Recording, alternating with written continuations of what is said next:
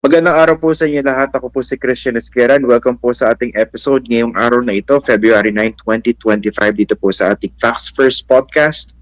We are recording this episode at exactly 7:25 in the morning dito po sa Manchester, sa England, sa United Kingdom. Pero malapit na po tayong bumalik dyan sa Pilipinas. Meron lang po akong gusto pag-usapan para sa episode na ito.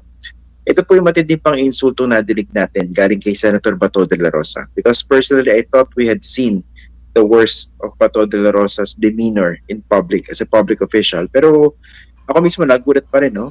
Nag-comment kasi siya sa isang news post at ininsulto niya yung isang kongresista. Sinabi niya pag nakita niya, sasampalin niya para daw pumantay yung mukha. I didn't think we could expect something like this even from Senator Bato de la Rosa. Pero let's see, tingnan natin. Alam mo yung pinaghuhugutan dyan. Although, ang pinakahuling balita ay nag-apologize na siya sa kanyang mga sinabi. Pero pag-usapan natin ang kanyang pang-insulto and how this reflects on him as a public official. And in the bigger context of the impeachment of Vice President Sara Duterte. I'd like to welcome to our program si Akbayan Representative Percy Sandanya. Magandang araw, Kong Percy. And thank you for joining us dito sa Facts First. Maraming salamat, Christian, and thank you for having me again. Magandang umaga dyan sa Manchester at magandang gabi sa mga kababayan natin na nanonood ngayon.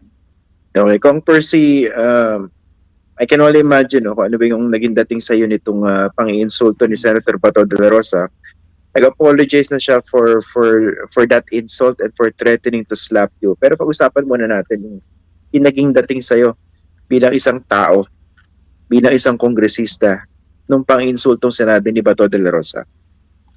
Alam mo, Christian, sa totoo lang, hindi na bago sa akin yung ganyang pang-insulto, yung baklang iwi, baklang tabingi ang mukha. Kasi mula nung nagsimula tayo dito sa impeachment complaint, nakita natin nag-escalate yung ganyang klase ng trolling doon sa aking page, both personal, official pages, and even sa Akbayan. So sa akin, hindi na bago yung ganyang mga tirada ng mga kampon ng mga Duterte, itong mga kalaban ng karapatang pantao. Pero syempre, bilang isang kongresista, isang mambabatas, iba yung dating sa akin kapag kapwa ko mambabatas at isang senador pa, yung gagamit ng ganyan ka-unparliamentary, yung ganyan ka-crass na mga remarks sa kanyang kapwa kongresista. It's very much unbecoming for a public official to use such insults and to hurl it to a fellow legislator. So, medyo unimaginable, pero yun nga, nangyari at nanggaling yun kay Senator Bato. Mukhang ano to, no? Mukhang nahimasmasa naman siya after niya malaman yung reason, no? Pero can you talk about it? Apparently, you're a stroke survivor. And he made fun of that, no? Yes, I am a stroke survivor. I suffered a stroke in 2016, no? At nagkataon nung panahon na yan, halos ganito rin.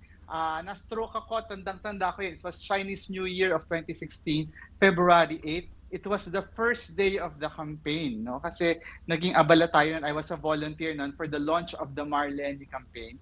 At akala ko nung panahon na yun, bata pa ako, pero hindi na pala ako bata. Naabuso yung katawan, kaya na-stroke ako at the end of the first day of campaign.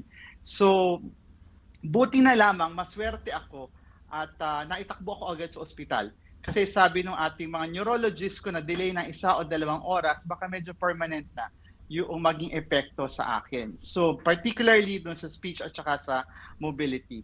I spent more than a week sa ICU, tas almost 3 weeks sa loob ng ospital at nagkaroon pa ng therapy for almost half a year bago medyo nag-normalize yung movement at yung pagsasalita. Kaya minsan may mga panahon, nag-slur pa din ako. That's the effect of the stroke. Kaya kung mapapansin natin, medyo mas mababa talaga yung left side ng aking mukha. Kahit yung lalim ng line dito, mas mababaw yung sa left kasi yun yung side na naapektuhan ng stroke. Pasensya ka na, Kong, no? Parang you now have to talk about this because of that kind of insult that you received, no? Pero yung ganyan, ano ba yung mga leksyon na pwede mapulot dito, especially if you're a public official insulting another elected official. Yung pag-usapan natin leksyon dito. Again, napaka-uncomfortable itong conversation natin dahil ba't mo ka lang pag-usapan niya, hindi naman dapat, diba, in public. Anyway, yung mga leksyon, ano bang pwedeng mapulot dito? Well, una bilang mga public officials, syempre we hold ourselves to a higher standard pagdating sa diskurso. At habang sinasabi natin na tayo ay nasa positions of influence and power, dapat ginagamit natin ito para dun sa pinakamahalaga na core value ng isang political figure o public official, yung tinatawag nating pagmamalasakit sa kapwa. At nakita natin dito sa sinabi ni Senator Bato, talaga nawala yung pagmamalasakit, nawala yung pagtingin sa kapwa bilang kapwa. At ang masama pa dito, it serves as a platform for others na ganun din yung pagtingin at nare-reinforce yung stigma at discrimination sa mga tao na tulad ko na may disability at nakaranas ng ganong karanasan sa buhay. So I hope that from this experience, tayo, lalo na si Senator Bato, would learn to be more humane, especially because he occupies a position of power and influence. Anong dating sa'yo, Congressman, nung kanyang apology? Nag-apologize siya yan, di ba? Pero does it make it right? Yung maling ginawa niya? Well, I welcome the apology of Senator Bato at sana mag-apologize din siya doon sa mga libo-libo pang mga Pilipino na naging biktima din ng stroke at naging survivor din ng stroke. Kasi sa totoo lang, itong kanyang pag-humiliate dun sa aming disability, sa aming health condition, hindi lang naman yun sa akin para yun sa maraming tao. At nare-reinforce talaga nun yung stigma na gawin kaming katatawanan. At sana makita ni Senator Bato na hindi lamang isang individual yung kanyang iniinsulto at binabanatan at sinasaktan niya kasama yung mga pamilya namin at marami kami sa buong Pilipinas. Ano pa na naging reaction ng mga mahal mo sa buhay, Congressman, after this? Nung madinig na rin pang insulto ni Bato?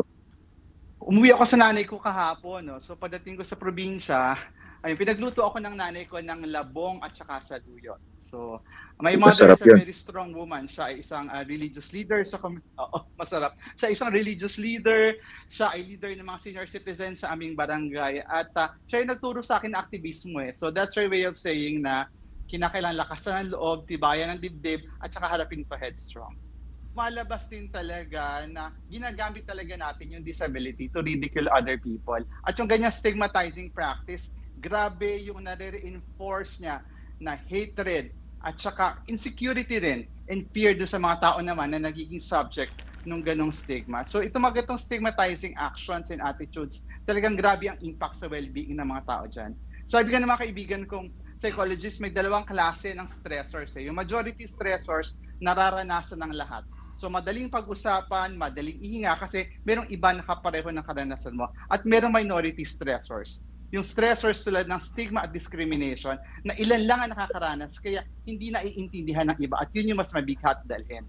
So, hindi naman tayo balat sibuyat Christian. Ang sinasabi lamang natin dito ay tayo na nasa ganitong posisyon na gagawa sa atin ng mga tulad ni Senator Bato, paano pa yung mga ordinaryong mamamayan? Okay. Again, that was very unfortunate, no? And I hope he really meant his apology. Puntahan natin kung first itong impeachment ni Vice President Sara Duterte. Finally, na-impeach na siya. Pero what do you think of the timeline dyan sa Senado? June 2 pa raw ang gusto ng mga senador.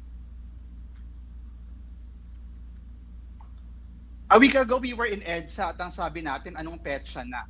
Yan yung panahon na sinasabi natin sa House of Representatives. Nag-file tayo noong December 2, dumaan ang Pasko, Bagong Taon, Chinese New Year, halos umabot ng Valentine's Day, hindi pa rin natatransmit. Then finally, natransmit on the last day. So, 2 buwan nang mahigit na naghihintay ang taong bayan ng katarungan. Tapos itong Senado ngayon, nagpapatumpik-tumpik pa. So, another disservice to the nation itong ginagawa ng Senado na maghihintay pa daw sila after elections. Para bang conveniently, hindi nila ma-address yung issue at hand. Hindi na ako pupunta doon sa legal discussion kasi marami ng discourse on that lalo na yung that particular word doon sa ating constitution na sinasabi nila that means urgent, dapat ASAP, dapat as soon as possible. Sa atin, kasama ko yung mga taga first impeachment complaint, ang sinasabi natin, any measure that exact accountability from public officials should be treated with urgency. Kaya nga ang sabi natin sa Senado ngayon, konting sense of urgency naman. Konting sense of urgency naman doon sa leadership of the Senate. Kasi yung accountability dapat laging urgent yan, dapat laging ASAP yan, hindi pinaghihintay. So pag pinaghintay nila, disservice yon sa ating bansa. Kasi sa bawat araw na pinaghihintay nila, yun ay bawat araw ng impunity. At sigurado ako, ayaw ng Senado, particularly yung leadership, na isipin na sila ay complicit doon sa impunity na yon. At sigurado ako ayaw din ng Senado na isipin ng publiko na sila ay kasabwat doon sa pang-aabuso sa kapangyarihan at saka pangungulimbat sa kaban ng bayan. Etong 4 na buwang delay or yung period between the transmitter of the articles of impeachment at saka dun sa simula ng trial, do you think this would benefit the Vice President? Tulad nung nabanggit ko kanina, sa bawat araw na dinidelay ng Senado yung pag-hear sa impeachment complaint kay Sara Duterte, ito ay bawat araw na binibigyan nilang manatili sa pwesto ang isang Vice President na obviously unfit for public office. At hindi lang yon, sa bawat araw na dinidelay nila na nanatili sa pwesto ang isang tao who's just a heartbeat away from the presidency. So each day na dinidelay ng Senado itong hearing sa impeachment complaint, yun ay bawat araw na nilalagay nila sa peligro ang demokrasya ng bansa because she's a heartbeat away from the presidency. And medyo naputol po yung ating conversation with Kong Percy Sandanya. Pero in the meantime, dyan na po muna, no? At least nakuha po natin yung buod ng kanyang mga pahayag patungkol po rito sa mga sinabi ni Senator Bato de la Rosa at saka dito sa pagkakadelay na impeachment trial dyan po sa Senado. Yan na po muna. Ako po si Christian Esguera. Kita-kita po tayo para susunod na episode ng ating Facts First podcast.